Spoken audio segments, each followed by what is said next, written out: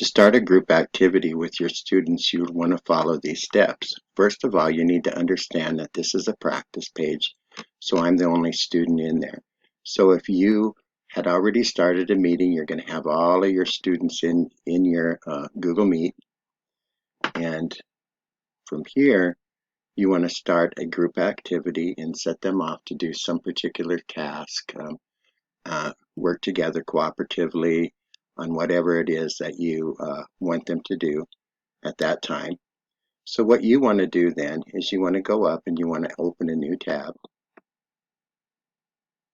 And at the new tab, you want to go to your Google Apps again, and you want to start a new meeting. So you want to click on Meet, and then we're going to go New Meet.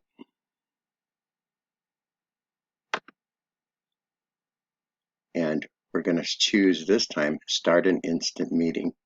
Because from here, it's going to ask you, I guess maybe after this, we're going to join the meeting. Now it's going to ask you for the URL. So it's going to copy. So you want to select Copy Joining Info. And you can see you get over here that it says that it's been copied to your link. So now you want to go back to your initial meeting with your students in it. And you want to drop down the Text tab. And down here, you might want to name this as Group 1. Down here. And let's name them. So we're going to put Bill in this group, Amy, Liz, and Tyler, let's say. Okay? So behind that, then, we're going to paste that URL to that meeting that we just created. And we're going to send that out here. Now you want your students to wait until you set this up. So have them wait. And it's a good idea to show them how to do this too, because you might want to assign a group leader from your class to begin a Google Meet and then have students come in too also. So after we get that done, then we're going to go up and we're going to open another tab. And we're going to repeat that process of going over to our Google Apps. And we're going to go to Meet. So we're going to create another meeting. And we're going to select New Meeting and Start an Instant Meeting.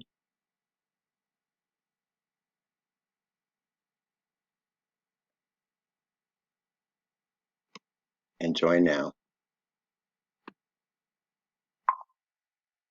Okay. We're going to copy joining info. And there again, it shows over here that I have that link now. So I'm going to go back to the initial meeting. I'm going to close that. One of the things that you might want to do is tell the students to turn off their mic, because you might have all of these meetings going on and you're going to get this terrible squelch. Okay, so once they get into their meetings, you can tell them that they can take their mic off. So let's go back to this meeting also. That was the first one that I created, and I'm going to take that mic off. Now let's go back to the initial meeting, since we have the link to that second meeting place, and we're going to call this Group 2. Okay, and we're going to name the students that we want in there. So this time we're going to put Darla, Randy, Casey, and Cody in this group. Whoops, spelled Cody wrong. Still good. C-O-D-Y art. Okay. So behind that, then, we're going to put that URL or that code to that second meeting. Now I'm only creating 2 here, so you may have a larger class where you want to divide those students into certain numbers, like groups of 4 or 5, however you want to do that. From here, you want to give them their instructions of how to do this before you send them off, and the criteria that you expect of them once they get into their groups.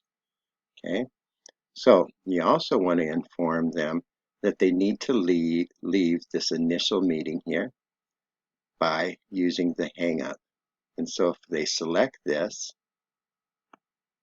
they're going to get this message. They need to leave this tab open, And so after they complete their group meeting, then they're going to close out of their meetings that they were in groups together with, and they're going to come back in and rejoin the class. So I'm going to go ahead and come back in and rejoin the initial class that we started. Join now. And so we come back in. So I'm going to also turn the mic off here so I don't get this terrible squelch until all of the students have returned in there. And then I would follow up with whatever the group was, the task that the group was to do at that time, and we'll get into discussions. Instructor can go to the different groups to kind of get a look-see of what's going on within the groups to make sure that they're on task and all of that. In order to do that, you want to hit the mic on the initial meeting that you started with them, in order so when you join that other meeting, you don't get this terrible squelch and everything. So basically, you're going to turn off your mic here in the initial meeting, and then you're going to go to, by clicking the tab up above the groups that you started here, and you want to make sure that your mic's off there too. And now, if you wanted to join that group and add a comment or whatever to the group members, then you want to take your mic off. And with it's off, then you can ask questions or whatever it is that you want to communicate with that particular group. So once you leave that group, you want to make sure you turn that mic off, and then transport to the next group by hitting the tab up above that you used to start this meeting. And there again, you want your mic off when you join that meeting. But then if you wanted to say something or kind of engage in more dialogue with your students in this particular group, then you can take your mic off and then you can share whatever it is that you want to say. I've am relatively new, like many of us, to doing breakout sessions or cooperative groups with students on a virtual meeting. So experiment with it and see how that works for you.